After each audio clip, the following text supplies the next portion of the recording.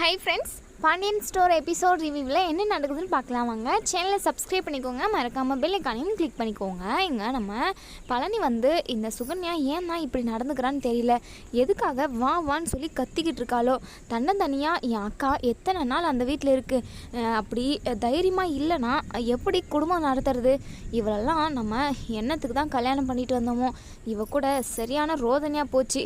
சரி வீட்டுக்கு போவோம் அப்படின்னு சொல்லிட்டு நம்ம பழனி வந்து டெலிவரி பண்ணுறத கூட விட்டுட்டு இங்கே வீட்டுக்கு வராங்க சுகன்யாவுக்கு. அதாவது ஏதோ தலை போகிற அவசரம்னு சொல்லி சொன்னாங்க இல்லையா, ஏதாவது அவங்களுக்கு பிரச்சனையாக இருக்குமோ அப்படின்றதுக்காக தான் நல்ல ஒரு மனசோட நம்ம பழனி வந்து வீட்டுக்கு வந்திருப்பாங்க.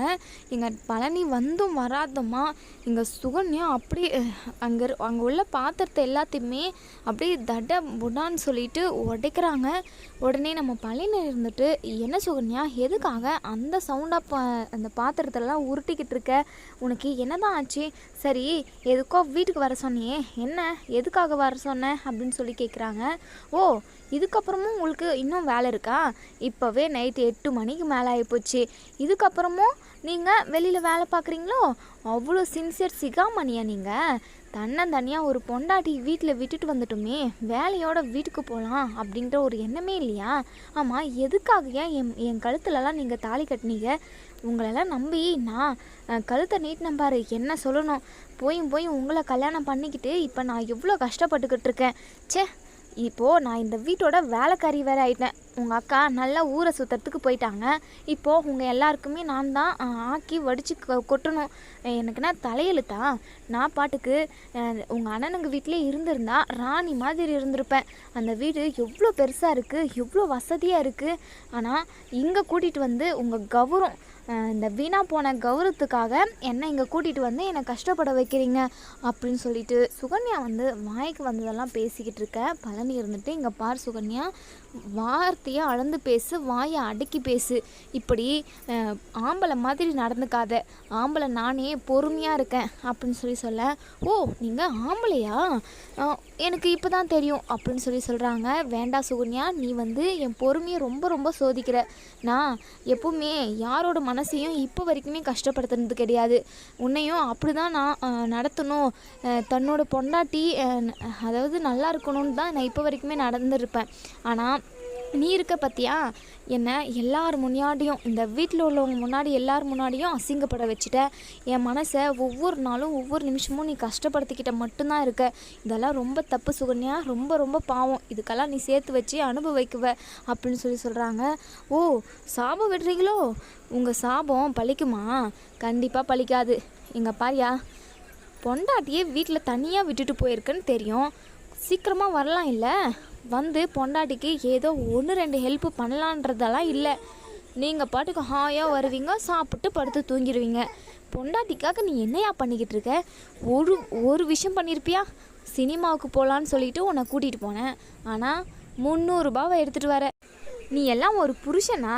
சே, உன்னெல்லாம் புருஷன் சொல்லிக்கிறதுக்கே எனக்கு அசிங்கமாக இருக்குது அப்படின்னு சொல்கிறாங்க. இங்கே பார் சுகன்யா, எதுக்கு வர சொன்னேன் அந்த விஷயத்த மட்டும் பேசு, தேவையில்லாமல் நீ என்னென்னமோ பேசிக்கிட்டு இருக்க. என்ன தேவையில்லாமல் பேசிக்கிட்டு இருக்கேன், எல்லாமே நான் கரெக்டாக தான் பேசிக்கிட்டு இருக்கேன்.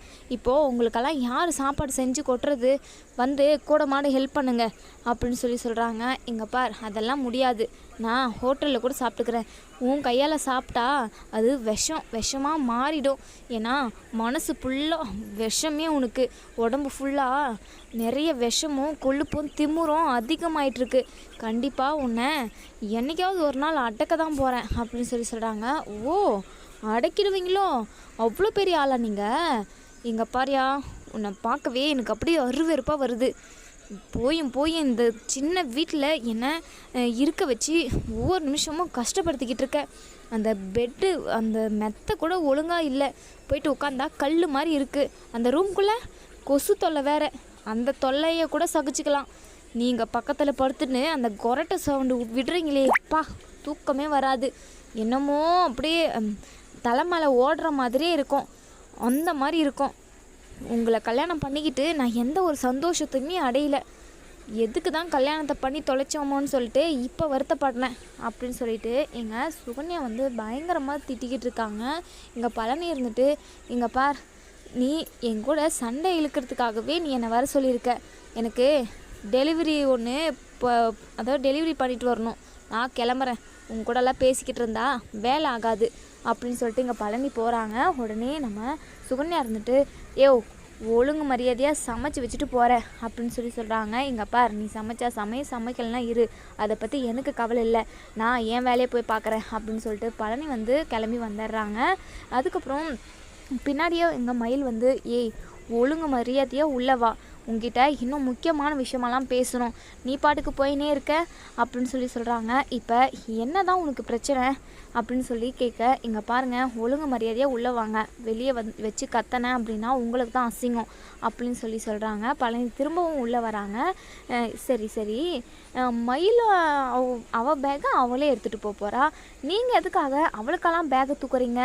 பொண்டாட்டி நான் ஒருத்தி இருக்கேன், எனக்கு பணிவிடை செய்ய முடியல உங்களால், மற்றவன் பொண்டாட்டிக்கு பணிவிடை செய்கிறீங்களா? இங்கே பாருங்கள், இந்த வீட்டில் உள்ள பொம்பளைங்க கூடலாம் நீங்கள் கூத்தடிச்சிக்கிட்டு இருக்கிறதால என்னால் பார்த்துக்கிட்டே இருக்க முடியாது. நீங்கள் உங்கள் மனசில் என்ன தான் நினச்சிக்கிட்டு இருக்கீங்க? அந்த மீனா கூட பல்ல இழுச்சி பேசுகிறதும் அவள் கூட எந்த நேரமும் இருக்கிறதும், மயில அவங்க ஆஃபீஸிலேருந்து கூட்டிகிட்டு வர்றதும், அவளுக்கு பேகை தூக்கிட்டு போயிட்டு கொடுக்குறீங்க. அதுவும் நான் பக்கத்தில் நின்றுக்கிட்டு இருக்கேன், என்னை பார்த்து உங்களுக்கு கொஞ்சம் கூட பயம் இல்லை, நீங்கள் பாட்டுக்கு பேகை தூக்கிக்கிட்டு அவளுக்கு பணிவிடை செய்கிறீங்க. இதெல்லாம் பார்த்துக்கிட்டு நான் சும்மா இருக்கணுமா? இங்கே பாருங்கள், நீங்கள் பண்ணிக்கிட்டு இருக்கிறது கொஞ்சம் கூட சரியில்லை, சரியான பொம்பளை பொறுக்கியாட்டம் இருக்குது. நீங்கள் ஒரு பொம்பளைங்க வீட்டில் இருந்துடக்கூடாது, போயிட்டு வலிஞ்சிக்கிட்டு நின்றுக்கிறது அப்படின்னு சொல்லிட்டு பழனியோட நடத்தியை ரொம்பவே அவமானப்படுத்தி பேச இங்கே பழனிக்கு பயங்கரமாக கோவம் வந்துடுது. போதும் சுகன்யா, போதும், நிறுத்திக்கோ, இதுக்கப்புறமும் என்னால் பொறுமையாக இருக்க முடியாது. முன்ன டைமே நான் சொல்லியிருக்கேன், என்னையும் மீனாவையும் மயிலையும் தப்பாக சேர்த்து பேசவே பேசாது. அவங்க 2 பேரும் எனக்கு மகாங்க மாதிரி, நாங்கள் 2 பேரும் அப்பா பிள்ளை ஒரு உறவில் தான் நாங்கள் பேசிக்கிட்டு இருக்கோம், எங்கள் உறவை கொச்சப்படுத்தாத. உன்னெல்லாம் ஏன் தான் கல்யாணம் பண்ணோன்னு சொல்லிட்டு நான் இப்போ ரொம்ப வருத்தப்படுறேன். கல்யாணம் பண்ணவனுக்கு 1000 பிரச்சனை, பண்ணாதவனுக்கு ஒரே பிரச்சனை, கல்யாணம் ஆகலையேன்னு ஒரே ஒரு பிரச்சனை தான். ஆனால் கல்யாணம் பண்ணிட்டானா அவனுக்கு எல்லாமே பிரச்சனைன்ற மாதிரி தான் என் வாழ்க்கையில் இருக்குது அப்படின்னு சொல்லிட்டு நம்ம பழனி வந்து ரொம்பவே அதாவது ஃபீல் பண்ணுறாங்க, தலையை அடிச்சுக்கிறாங்க. உன்னை கல்யாணம் பண்ணதுக்கு நான் தான் தலையை அடிச்சுக்கணும், நீங்கள் எதுக்காக தலையை அடிச்சுக்கிறீங்க? நீங்கள் இதுக்கப்புறம் அந்த மயில் கூடயும் மீனா கூடயும் பேசுனீங்க, அவ்வளோதான், நான் சும்மாவே இருக்க மாட்டேன், நடக்கிறதே வேறு அப்படின்னு சொல்கிறாங்க. இங்கே பாரு சுகன்யா, அது அவங்க 2 பேரும் ஏன் மகங்க மாதிரி, அவங்க கூட நான் பேசுவேன், அதை சொல்கிறதுக்கு உனக்கு எந்த ஒரு உரிமையும் இல்லை. என் பொண்டாட்டின்ற ஸ்தானத்தை நீ எப்போவே இழந்துட்ட, உங்க கூட சேர்ந்து வாழணும் அப்படிங்கிறது எனக்கு ஒரு துளி கூட எண்ணமே கிடையாது அப்படின்னு சொல்கிறாங்க. என் கூட சேர்ந்து வாழணும்னு உங்களுக்கு எப்படி தோணும்? அதான் அந்த மயில் மீனானுக்கிறாங்களே, போகிற இடத்துல கடையில் வரப்போகிற பொம்பளைங்களெல்லாம் பார்த்து நல்லா சைட் அடிச்சுக்கிட்டு நல்லா ஜொல்லு விட்டு பேசிக்கிட்டு ஜாலியாக இருக்கீங்க. எங்கள் வீட்டுக்கு வந்தால் மயில் மீனான்னு இருக்காங்க, உங்களுக்கு போகிற இடமெல்லாம் பொண்ணுங்களாக இருக்காங்களே, அப்புறம் நான் எப்படி உங்களுக்கு தேவைப்படுவேன் அப்படின்னு சொல்லிட்டு ரொம்பவே அசிங்கமாக பேசுகிறாங்க. கோவத்தில் நம்ம பழனி வந்து சுகன்யா கழுத்தை பிடிச்சி நெரிக்கிறாங்க. இதுக்கப்புறம் நீ உயிரோடவே இருக்க தேவையில்ல, உன்னை கொண்டுட்டு நான் ஜெயிலுக்கு போகிறேன், உன் கூடலாம் எவனாச்சும் பொழப்பு நடத்துவானா? மனுஷன் உன் கூட இருப்பானா? கண்டிப்பாக இருக்க மாட்டான் அப்படின்னு சொல்லிட்டு கழுத்தை பிடிச்சி நெரிக்கிறாங்க. உடனே நம்ம சுகன்யா வந்து பயங்கரமாக முறைக்கிறாங்க, கொன்னுட்டு ஜாலியாக இருக்கிற ஒரு பொண்ணுங்களை விடாதீங்க, எல்லா பொண்ணுங்க கூடயும் ஜாலியாக கூத்தடிச்சுக்கிட்டு இருங்க அப்படின்னு சொல்லி இங்கே சுகன்யா அப்போவுமே அந்த தப்பான பேச்சை பேசுகிறத விடலை. கொஞ்சம் கூட உடம்பே கூசாமல் நம்ம சுகன்யா வந்து மீனாவையும் நம்ம பழனியும் ஒன்று சேர்த்து பேசுகிறாங்க. அது வந்து ரொம்ப தப்பு தான், இப்படி பேசுகிறது ரொம்பவே தப்பு அப்படின்னு சொல்லிட்டு யாரெல்லாம் நினைக்கிறீங்களோ அவங்க எல்லாருமே இந்த வீடியோக்குள்ளே கமெண்ட் பண்ணி தெரிவிங்க. இன்னொரு சைடுங்க நம்ம கோமதி நம்ம மீனா எல்லாருமே ரெடியாகி கோவிலுக்கு போகிறாங்க.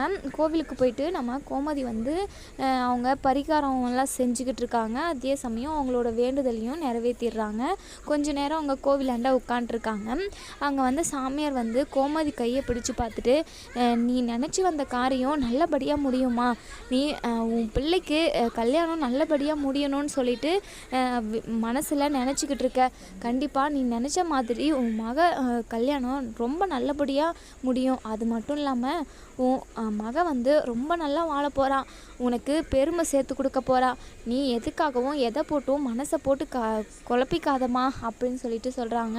கோமதிக்கு அவ்வளோ ஒரு சந்தோஷம். சாமி, நீங்கள் சொன்னது ரொம்பவே எனக்கு மனசு நிறைவாக இருக்குது அப்படின்னு சொல்கிறாங்க. அதுக்கப்புறம் இங்கே நம்ம மீனா இருந்துட்டு, அத்தை நீங்கள் நினச்ச மாதிரி அரசி கல்யாணம் நல்லபடியாக முடியும்னு சொல்லிட்டு சாமியாரே சொல்லிட்டாங்க. அப்புறம் என்ன அத்தை, எதை நினச்சி நீங்கள் கவலைப்படாதீங்க, எல்லாமே நல்லபடியாக நடக்கும். அது மட்டும் இல்லாமல் மாப்பிள்ளை தம்பியுமே ரொம்ப ரொம்ப நல்ல தம்பி. அரசிக்கு ஏற்ற மாதிரி தான் அவரோட மனசுமே இருக்குது. அவங்க கண்டிப்பாக அரசியை ரொம்ப நல்லா பார்த்துக்குவாங்க அப்படின்னு சொல்கிறாங்க. இங்கே கோமதியுமே, ஆமாம் மீனா, எனக்குமே நம்பிக்கை வந்துருச்சு. அந்த தம்பி ரொம்ப நல்லவராக தான் இருக்கார். இப்போவுமே சாமியார் சொல்லிட்டு போனார், கல்யாணமெல்லாம் நடந்துடும், நல்லபடியாக அவங்க வாழ்வாங்க அப்படின்னு சொல்லிட்டு. இதெல்லாம் கேட்கவே எனக்கு அவ்வளோ ஒரு சந்தோஷமாக இருக்குது. எப்படியோ நம்ம எல்லாருமே கோவிலுக்கு கிளம்பி வந்தது ரொம்பவே நல்ல விஷயம். நமக்கு இனி நல்லதே தான் நடக்கும். அந்த குமார் பையனால் எந்த ஒரு பிரச்சனையும் அரசிக்கு வந்துடக்கூடாது, அரசி வாழ்க்கை நல்லா இருக்கணும் அப்படின்னு சொல்லிட்டு இங்கே கோமதி சொல்லிக்கிட்டு இருக்காங்க. இவங்க எல்லாருமே பேசிக்கிட்டு இருக்க நேரத்தில் இங்கே நம்ம சதீஷ் வந்து அரசிக்கு கால் பண்ணுறாங்க. அரசிக்கு ஒரு மாதிரி படபடன்னு வருது. ஃபோன் பேசலாமா வேண்டாவா அப்படின்னு சொல்லிட்டு நினைக்கிறாங்க. அதுக்கப்புறம் அட்டன் பண்ணுறாங்க. சொல்லுங்கள் அப்படின்னு சொல்லி சொல்கிறாங்க. என்ன அரசி, எங்கேயோ ஊருக்கு போயிருக்கேன்னு சொன்னியே, எங்கே போயிருக்க, எதுக்காக போயிருக்க அப்படின்னு சொல்லி கேட்குறாங்க. அது வந்துங்க, கோவிலுக்கு வந்திருக்கோம், அம்மாவுக்கு ஏதோ வேண்டுதலாம், அதனால் கோவிலுக்கு வந்திருக்கோம், வரத்துக்கு ஒரு 4-5 நாள் ஆகும் அப்படின்னு சொல்கிறாங்க. சரி அரசி, நீ நல்லபடியாக சாமி கும்பிட்டு வா, அது ஒன்றும் பிரச்சனை இல்லை, என் கூட ஃபோன்லையாச்சும் பேசு அப்படின்னு சொல்கிறாங்க. சொல்லுங்கள், சாப்பிட்டீங்களா அப்படின்னு சொல்லி கேட்குறாங்க. சாப்பிட்டேன் அரசி. சரி அரசி, என்ன உனக்கு பிடிச்சிருக்குல்ல அப்படின்னு சொல்லி கேட்குறாங்க. நம்ம அரசிக்கு ஒரு மாதிரி இருக்குது. அது வந்துங்க, அம்மாவுக்கு அப்பாக்கெல்லாம் பிடிச்சது தாங்க அப்படின்னு சொல்கிறாங்க. இல்லை அரசி, அவங்களுக்கு கேட்கல, உனக்கு என்ன பிடிச்சிருக்கான்னு சொல்லி கேட்டேன் அப்படின்னு சொல்லி கேட்க, அது வந்துங்க பிடிச்சிருக்கு அப்படின்னு சொல்கிறாங்க. இங்கே நம்ம அரசிக்கு ஒரு மாதிரி குற்ற உணர்ச்சியாக இருக்குது. மனசுக்குள்ளேயே நினைக்கிறாங்க, குமாரும் நானும் லவ் பண்ண விஷயத்த சொல்லிடலாமா, சொல்லிட்டா நம்ம கம்ஃபர்டபுளாக பேசலாம், இப்படி மறைக்கிறது ரொம்ப ரொம்ப தப்பு, மறைச்சிட்டு அவங்க கூட நல்லா பேசுறது அதை விட மிக மிக பெரிய தப்பு அப்படின்னு சொல்லிட்டு நினைக்கிறாங்க. இருந்தாலுமே அம்மாவும் அப்பாவும் இந்த விஷயத்த சொல்லாதப்ப நம்ம சொன்னால் தப்பாக போயிடுமே, அம்மாவும் அப்பாவும் அவங்க முன்னாடி தலை குனிஞ்சு நிற்க வேண்டியதாகிடுமே, என்ன பண்ணலாம், சொல்லலாமா வேணாவா அப்படின்னு சொல்லிட்டு அரசி வந்து மனசுக்குள்ளேயே நினச்சிக்கிட்டு இருக்காங்க. இங்கே நம்ம சதீஷ் இருந்துட்டு, என்ன அரசி எதுவுமே பேச மாட்டேங்கிறத, சைலண்ட்டாக இருக்க, என்ன பிடிச்சிருக்குல்ல உனக்கு அப்படின்னு சொல்லி கேட்குறாங்க.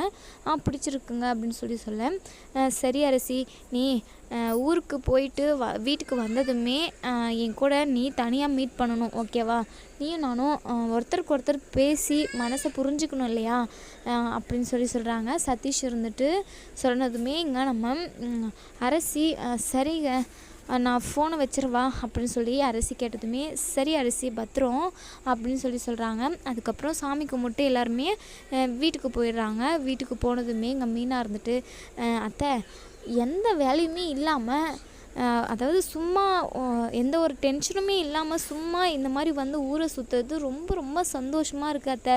எந்த ஒரு ப்ரெஷரும் இல்லை, வேலை டென்ஷனும் இல்லை, வீட்டில் நடந்த பிரச்சனையும் நம்ம மண்டைக்கு கொண்டு வர போகிறதில்ல, ரொம்ப ஜாலியாக இருக்குது. இப்படியே இருந்துட்டால் நல்லா தான் இருக்கும். ஆனால் பிரச்சனை இல்லாத மனுஷனே இல்லையே, ஏதாவது ஒரு பிரச்சனை வந்துக்கிட்டே இருக்குது, அது எல்லாத்தையுமே சமாளித்து வாழ வேண்டியதாக இருக்குது அத்தை அப்படின்னு சொல்கிறாங்க. என்னடி ரொம்ப சலிச்சுக்கிட்டே சொல்கிற, எதுக்குடா வாழ்கிறோன்ற மாதிரி. அப்படி இல்லை அத்தை, சொன்ன வாழ்க்கையோட நியதி தான் அப்படின்னு சொல்கிறாங்க. எங்கள் ராஜுமே, ஆமாக்கா நீங்கள் சொல்கிறதுமே உண்மைதான், ஏதாவது ஒரு பிரச்சனை வந்துக்கிட்டே இருக்குது, நம்ம சந்தோஷமாக நிம்மதியாக இருக்கணும் அப்படின்னா அது இல்லவே இல்லைல்ல. நம்ம வீட்டில் கூட எடுத்துக்குவோமே, ஒரு பிரச்சனை முடிஞ்சிடுச்சுன்னா அடுத்து இன்னொரு பிரச்சனை, அந்த பிரச்சனை முடிய வந்துச்சுன்னா அடுத்து இன்னொரு பிரச்சனை, அப்படி வந்துக்கிட்டே தானே இருக்குது. அது எல்லாத்தையுமே சமாளித்து நம்ம வாழ்ந்துக்கிட்டு தான் இருக்கோம். நீங்கள் சொல்கிறதுமே ரொம்ப கரெக்டு தான் அக்கா அப்படின்னு சொல்லிட்டு ராஜியுமே சொல்கிறாங்க. மயில் என்னமோ யோசிச்சுட்ருக்காங்க. இங்கே நம்ம மீனா இருந்துட்டு, என்ன மயிலக்கா, நாங்கள் 3 பேரும் பேசிக்கிட்டு இருக்கோம், நீ என்னமோ யோசிச்சுட்ருக்க, என்ன நினப்பில் தான் இருக்கீங்க? வீட்டில் இருந்தே உங்கள் முகமே சரியில்லை, இங்கே வந்துமே ஒரு மாதிரி டல்லாக இருக்கீங்க. ஃபோன் வந்துச்சுன்னா அது சரவணன் மாமா தான் பண்ணுறாரா அப்படின்னு சொல்லிட்டு ஃபோனை உத்து பார்க்குறீங்க. அப்படி என்ன தான் உங்கள் 2 பேருக்குள்ளே பிரச்சனை அப்படின்னு சொல்லி கேட்குறாங்க. நம்ம மயில் இருந்துட்டு, அதெல்லாம் ஒன்றும் இல்லை மீனா, அதெல்லாம் ஒன்றும் இல்லை, எங்களுக்குள்ளே என்ன பிரச்சனை வரப்போகுது அப்படின்னு சொல்லி சொல்கிறாங்க. இல்லைக்கா, உங்களுக்கு ஏதோ ஒரு பிரச்சனை இருக்குது, என்கிட்ட சொல்லலான்னு நினச்சிங்கன்னா சொல்லுங்கள், என்னால் முடிஞ்ச ஹெல்ப்பை நான் பண்ணுறேன் அப்படின்னு சொல்லி சொல்கிறாங்க. எங்கள் மயிலுக்கு அது சொல்லவும் முடியாமல் மெல்லவும் முடியாமல் தவிச்சிக்கிட்டு இருக்காங்க. அதுக்கப்புறம் நம்ம சரவணனுக்கு கால் பண்ணுறாங்க. ஆனால் சரவணன் வந்து கால் அட்டன் பண்ணவே பண்ணுறதில்ல. திரும்ப ட்ரை பண்ணுறாங்க. இருந்தாலுமே நம்ம சரவணன் ஃபோன் அட்டன் பண்ணியே பேசுகிறதில்ல. இன்னொரு சைடு நம்ம செந்தில் வந்து மீனாவுக்கு கால் பண்ணி பேசுகிறாங்க. அங்கெல்லாம் எப்படி போகுது, என்ன பண்ணிக்கிட்டு இருக்கீங்க அப்படின்னு சொல்லிட்டு விசாரிக்கிறாங்க. கோவிலுக்கும் போயிட்டு வந்தாச்சு, சாமி கும்பிட்டு வந்தோம், ஒரு பரிகாரம் மட்டும் செஞ்சுருக்காங்க, ஒரு வேண்டுதல் மட்டும் முடிச்சிருக்கு, இன்னும் 2-3 வேண்டுதல் இருக்குது, அதெல்லாம் முடிச்சுட்டு தான் நாங்கள் கிளம்புவோம் அப்படின்ற மாதிரி இங்கே மீனாவும் செந்திலும் பேசிக்கிட்டு இருக்காங்க. இங்கே நம்ம கதிர் வந்து ஃபோனே பண்ணலையே அப்படின்னு சொல்லிட்டு நம்ம ராஜுமே கதிருக்கு கால் பண்ணுறாங்க. கதிர் இருந்துட்டு, சொல்லு ராஜி அப்படின்னு சொல்லி கேட்க, டேய் என்னடா, நான் இவ்வளோ தூரம் வந்திருக்கேன், ஒரு ஃபோன் கூட பண்ணல. சரி என்ன பண்ணிக்கிட்டு இருக்க, சாப்பிட்டாச்சா, இப்போ தூங்க போகிற நேரமா அப்படின்ற மாதிரி கேட்குறாங்க. இல்லை ராஜி, நான் டெலிவரிக்கு தான் போய்கிட்டு இருக்கேன், இன்னும் ஒரு டெலிவரி இருக்குது, அதை முடிச்சுட்டு தான் வீட்டுக்கு போயிட்டு தான் சாப்பிடணும் அப்படின்னு சொல்லி சொல்கிறாங்க. என்னடா மணி 11 ஆச்சு, இப்போ வரைக்கும் நீ வேலையை பார்த்துக்கிட்டு இருக்கியா? நான் உனக்கு என்ன சொன்னேன், சீக்கிரமாக டெலிவரியெல்லாம் முடிச்சுட்டு நைட் டைம்லலாம் நீ வேலை பார்க்காத, சீக்கிரமாக வீட்டுக்கு வந்துருந்தான்னு சொல்லியிருக்கேன், எதுக்காக இம்புட்டு நேரம் நீங்கள் வேலை பார்த்துக்கிட்டு இருக்கீங்க அப்படின்ற மாதிரி இங்கே நம்ம ராஜி கேட்டுக்கிட்டு இருக்காங்க. அதெல்லாம் ஒன்றும் இல்லை ராஜி, நான் பார்த்துக்கிறேன், இன்னும் ஒரே ஒரு டெலிவரி தான், அதை முடிச்சுட்டு நான் வீட்டுக்கு போக போகிறேன், அவ்வளோ தானே அப்படின்னு சொல்லி சொல்கிறாங்க. இன்னொரு சைடு இங்கே சரவணன் வந்து ஒரு மாதிரி டல்லாக இருக்காங்க, சாப்பிட்றதில்ல. நம்ம செந்தில் இருந்துட்டு, என்னாச்சு, உங்கள் முகமே சரியில்லை, மயில் அன்றைக்கி கால் பண்ணிங்களா அப்படின்னு சொல்லி கேட்குறாங்க. இல்லை செந்தில் அப்படின்னு சொல்லி என்னாச்சு, ஏன் கால் பண்ணல, உங்கள் 2 பேருக்கும் ஏதாவது பிரச்சனையே என்ன, உங்கள் முகமே சரியில்லை, அதே சமயம் அவங்க ஊருக்கு போகிறப்ப நீங்கள் இங்கே இல்லவும் இல்லை, இங்கே வேலைன்னு சொல்லிட்டு போயிட்டிங்களா, என்ன ஆச்சு அப்படின்னு சொல்லி இங்கே செந்தில் கேட்டுக்கிட்டு இருக்காங்க. அப்போ தான் நம்ம கதிரும் வராங்க. 3 பேருமே சேர்ந்து பேசிக்கிட்டு இருக்காங்க. நம்ம சரவணன் இருந்துட்டு, அதெல்லாம் ஒன்றும் இல்லைன்னு சொல்கிறாங்க, ஆனால் அவங்க முகத்தை பார்த்துட்டு ஏதோ ஒரு பிரச்சனை இருக்குது அப்படின்னு சொல்லிட்டு நம்ம செந்திலும் கதிரும் கண்டுபிடிச்சிடுறாங்க. நம்ம செந்திலும் கதிரும் திரும்ப கேட்டுக்கிட்டே இருக்கிறதுனால இங்கே மயில் விஷயத்த சொல்லிடுறாங்க. நம்ம மயில் விஷயத்த வந்து அதாவது மறைக்கவே முடியல நம்ம சரவணனால். அவங்க அப்பா கிட்ட எப்போவுமே போய் சொன்னதே கிடையாது, அதே சமயம் எந்த ஒரு விஷயத்தையும் மறைச்சது கிடையாது நம்ம சரவணன். அதை சொல்லாமலேயும் இருக்க முடியல. இங்கே செந்திலும் கதிரும் திரும்ப கேட்டதுனால அந்த விஷயத்த சொல்லிடுறாங்க. மயில் பெரிய ஆஃபீஸ்க்கெல்லாம் போக கிடையாது, ஹோட்டலுக்கு வேலைக்கு போயிருக்காடா அப்படின்னு சொல்லி ரொம்பவே வருத்தத்தோடு சொல்கிறாங்க. நம்ம கதிரும் நம்ம செந்திலும் பயங்கரமாக அதிர்ச்சி ஆகுறாங்க. என்னென்ன சொல்கிறீங்க, இதை கேட்கவே பயங்கர அதிர்ச்சியாக இருக்கே, அப்புறம் உங்களுக்கு எப்படி இந்த விஷயம் தெரிஞ்சது, அண்ணியே சொல்லிட்டாங்களா அப்படின்னு சொல்லி கேட்க, இல்லைடா கதிர், நானே தான் கண்டுபிடிச்சேன், நான் சாப்பிட்றதுக்காக அந்த ஹோட்டலுக்கு போனேன், நான் இருக்கிறது தெரியாமல் அவள் பாட்டுக்கு வந்து உங்களுக்கு என்ன வேணும் எடுத்துகிட்டு வரேன் அப்படின்னு சொல்லி கேட்குறா. எனக்கு அங்கே மூச்சே நின்று போச்சு. அது மட்டும் இல்லாமல் என் ஃப்ரெண்டு வேறு, உன் பொண்டாட்டி வேலை பார்க்குற இடம் கூட எதுன்னு தெரியாமல் இருக்க, ஏதோ பெரிய ஆஃபீஸ்லலாம் உன் பொண்டாட்டி வேலை பார்க்குறான்னு சொல்லிக்கிட்டு இருந்தேன், இப்போ என்னடானா ஹோட்டலில் வேலை பார்க்குறாங்க, என்னடா இது, என்னடா நடக்குது அப்படின்னு சொல்லிட்டு அவனே என்கிட்ட ஒரு மாதிரி கேட்குறான். எனக்கு அவமானமாக போச்சு, அதனால தான் மயில் கூட பேசாமல் இருக்கேன். அவள் எவ்வளோ பெரிய பொய்யை சொல்லி வீட்டில் உள்ளவங்களை ஏமாற்றிட்டு ஹோட்டலுக்கு போயிருக்கா. இவள் ஹோட்டலுக்கு போனது கூட எனக்கு தப்பாக தெரியல, எல்லார்கிட்டேயும் பொய் சொல்லிட்டு போனால, அதுதான் எனக்கு தப்பாக தெரியுது. ராஜியை டியூஷன் எடுக்க போகிறேன்னு சொல்லிட்டு பொய் சொன்னதுனால எவ்வளோ பிரச்சனை வந்துச்சு. அது தெரிஞ்சிருந்துமே மயில் பொய் சொல்லிட்டு ஹோட்டலுக்கு போயிருக்கா. இந்த விஷயம் அப்பாவுக்கும் அம்மாவுக்கும் தெரிஞ்சிச்சுன்னா அவங்க எவ்வளோ கோவப்படுவாங்க. பொய் சொன்னாவே அப்பாவுக்கு சுத்தமாக பிடிக்காது. அப்படி இருந்தோம் மயில் இப்படி ஒரு தப்பை பண்ணியிருக்கா, அப்படி எப்படி அவ கூட பேச முடியும் அப்படின்னு சொல்கிறாங்க. இங்கே நம்ம செந்திலுக்கும் கதிருக்கும் பயங்கர அதிர்ச்சியாக இருந்தாலுமே நம்ம மயில் கூட பேசாமல் இருக்கிறது அவங்களுக்கு கஷ்டமாகவே இருக்குது. உடனே கதிர் இருந்துட்டு, இங்கே பாருண்ணே, அண்ணி ஏதோ ஒரு சுச்சுவேஷன் தெரியாமல் அந்த வேலைக்கு போயிருப்பாங்க. தெரியாமன்றதை விட அவங்களுக்கு என்ன சூழ்நிலையோ அவங்க போயிட்டாங்க. அதுக்காக அவங்க கூட பேசாமல் இருப்பீங்களா? இங்கே பாருங்கண்ணே, அன்னிக்கு கால் பண்ணி பேசுங்க, மற்ற பிரச்சனையெல்லாம் அப்புறம் பார்த்துப்போம். அவங்க எவ்வளோ தூரம் போயிருக்காங்க உங்களை விட்டுட்டு. நீங்கள் கால் பண்ணி ஒரு வார்த்தை பேசுங்க, அப்போ தான் அவங்க மனசுமே ரிலாக்ஸ் ஆகும் அப்படின்னு சொல்கிறாங்க. இங்கே நம்ம சரவணன் இருந்துட்டு, அதெல்லாம் பேசவே முடியாதுடா என்னால் அப்படின்னு சொல்கிறாங்க. கதிரும் செந்திலும் ஃபோன் பண்ணி பேசுனேன் அப்படின்னு சொல்கிறாங்க. இனி என்ன நடக்கும் அப்படின்றத வெயிட் பண்ணி பார்ப்போம்.